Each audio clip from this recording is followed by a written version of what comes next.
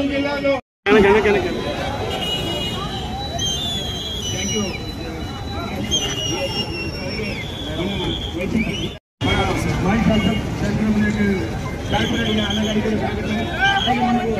రోజు 4వ రోజు చేసి మన అందరి కోరికలు అలాగే మన అందరి అభివృద్ధి చెందాలంటే సంఘీభావం తెలపడానికి విచ్చేసిన ప్రతి ఒక్కరికి అలాగే ఆదోని నియోజకవర్గ ఇన్ఛార్జి మాజీ ఎమ్మెల్యే సాయి ప్రసాద్ రెడ్డి అన్నకు ఈ ఆదోని జిల్లా సాధన సమితి వారందరూ కూడా నిర్వహిస్తున్న ఈ రిలే నిరాహార దీక్షలు ఆదోని జిల్లాగా కావాలని నిర్వహిస్తున్న ప్రతి ఒక్కరికి కూడా నా హృదయపూర్వక నమస్కారాలు తెలియజేసుకుంటాను. మరి ఇందాక సాయన చెప్పినట్టు ఆదోని కనుక జిల్లా అయితే చుట్టుపక్కల ఉన్న నియోజకవర్గాలకు అన్నిటికీ కూడా ఇది సెంట్రల్ గా ఉంటుంది కాబట్టి కర్నూలుకి వెళ్లాలంటే కర్నూలు నుంచి కర్నూలు పార్లమెంటు చివరి ఊరు దాకా చూసుకుంటే మరి 180 కిలోమీటర్లు 170 కిలోమీటర్లు కర్నూలు నుంచి చిప్పగిరి దాకా చూసుకుంటే మరి కర్నూలు జిల్లాగా ఇక్కడి నుంచి ఇక్కడ ప్రాంతం వాళ్ళు అక్కడికి వెళ్లి అక్కడ ఏదైనా ఉపాధి కావాలన్నా ఇంకా ఏదన్నా అవసరాలకి కర్నూలు దాకా పోవాలంటే చాలా ఇబ్బందిగా ఉంటుంది. మరి సెంట్రల్ గా అన్ని ప్రాంతాలకి మధ్యలో ఉండేది ఆదోని కాబట్టి ఇటు యమగనూరుకి కానివ్వండి, మంత్రాలయానికి కానివ్వండి, ఆలూరుకు కానివ్వండి, పత్తికొండ కానివ్వండి, ఇలా మరి అన్ని ప్రాంతాలకి మధ్యలో ఉందనే ఈ రోజు ప్రతి ఒక్కరు కూడా ఆదోనిని జిల్లాగా చేయాలని కోరుకుంటారు. 17 రోజులుగా ఈ రోజు వీళ్ళందరూ కూడా నిరాహార దీక్షలు చేస్తున్నారు. మరి ముఖ్యంగా ఈ రోజు డ్రైవర్లు కూడా మద్దతు, ఆటో డ్రైవర్లు అందరూ కూడా మద్దతు తెలుపుతూ ఈ రోజు నిరాహార దీక్షలో కూర్చోవడం జరిగింది. అంటే ప్రజలలో ఎంత బలంగా ఆదోని జిల్లా కావాలని ఉందో ఒక్కసారి కూటమి ప్రభుత్వం ఈ విషయాలను గమనించాలి. అంతేకాకుండా మరి వీటన్నిటికీ కూడా సెంట్రల్ గా మధ్యలో ఉంటుందని ఆరేకల్లు దగ్గర మరి మెడికల్ కాలేజ్ కూడా పెట్టడం జరిగింది.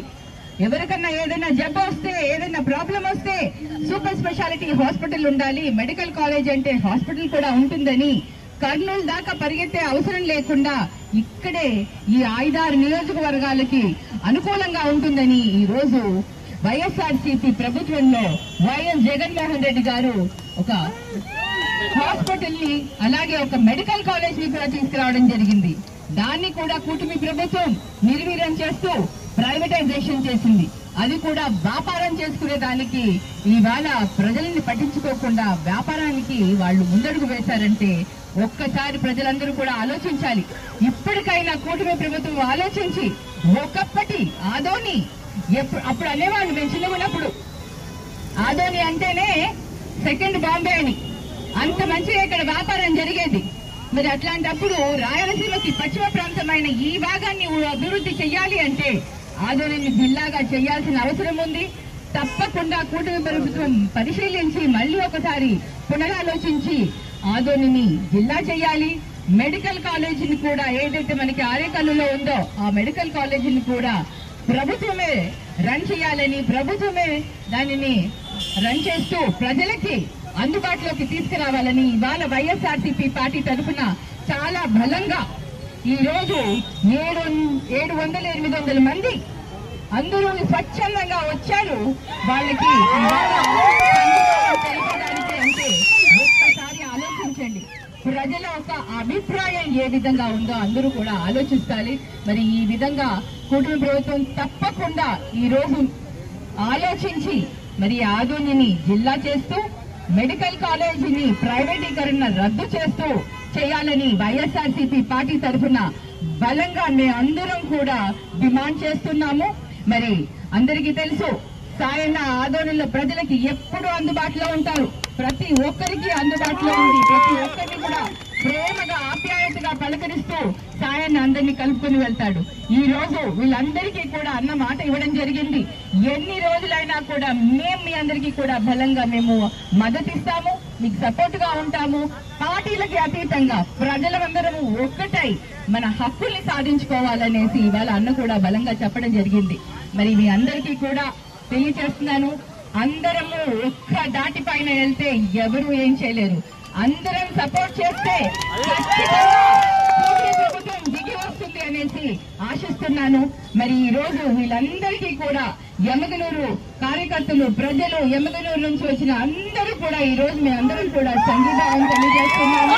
వారందరికీ కూడా ప్రతి ఒక్కరూ వీరికి సంఘీభావం తెలియడానికి చేసిన అందరికీ కూడా కృతజ్ఞతలు తెలియజేసుకుంటున్నాను. తప్పకుండా మీరు విజయం సాధిస్తారని ఆశిస్తున్నాను. మన అందరం కలిసి సాధించుకుందాం. ప్రభుత్వంలో కనుక వీళ్ళు కనుక ఆదోని డిస్ట్రిక్ట్ చేయకపోతే మా ప్రభుత్వం వచ్చాక జగన్మోహన్ రెడ్డి గారు పార్లమెంట్ లో ఉన్న అన్ని నియోజకవర్గాలందరం కూడా వెళ్లి జగనన్న దగ్గర మేము రిక్వెస్ట్ చేసుకొని ఆదోనిని జిల్లాగా సాధించుకుంటామని మీ అందరికీ కూడా తెలియజేసుకుంటాం.